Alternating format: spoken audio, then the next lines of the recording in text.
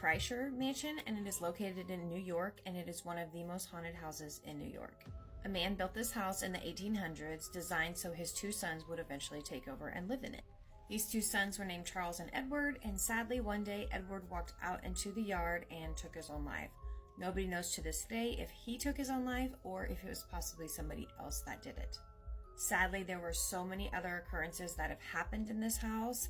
There were two children that were locked up in the attic, and they were treated so poorly that eventually they passed away in the house also. And sadly, these occurrences didn't just stop. In the 2000s, there was a man who had a mob hit on him, and he was deceased on the first floor of the mansion. In this house, they went in and they tried brutally to hurt and attack and drown and all sorts of other things. Finally, it happened. Then when they were done with his body, they dismembered it and put it all throughout the kitchen and the basement.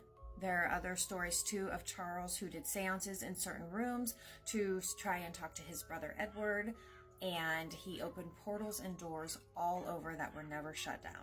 So there is a lot of darkness in this home. It's a beautiful mansion, and it's so sad that it has such a sad history. I do know some people that went on a ghost tour here, and they had tons and tons of activity, and it was one of the scariest houses they've ever stayed at.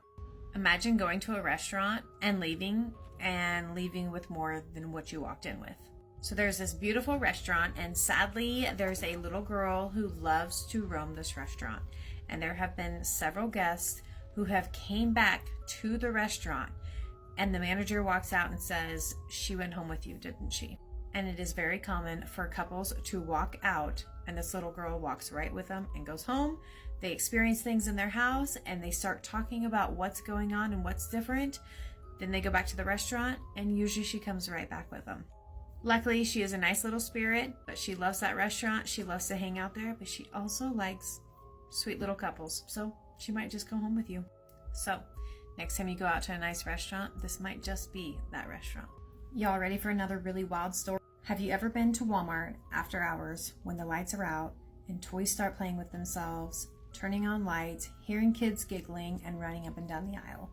Well, if you live in Galveston, Texas, you just might have said yes. So in Galveston, Texas, sadly in 1900, there was a huge hurricane, and on top of where that Walmart is now built used to be an orphanage. And unfortunately, all the children and all the nuns perished that day of that huge hurricane.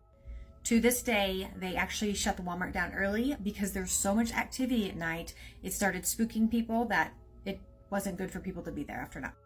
They have seen and caught things on security camera of balls bouncing down the aisles. You'll see toys and lights clicking on. You'll hear little kids running and giggling and laughing through the toy aisle, specifically at Walmart in Galveston. All I have to say is I am so happy these sweet little souls that did not make it to be very old are having a great time, even if it is in Walmart toy aisle. That makes my heart happy, even though it was an awful tragedy.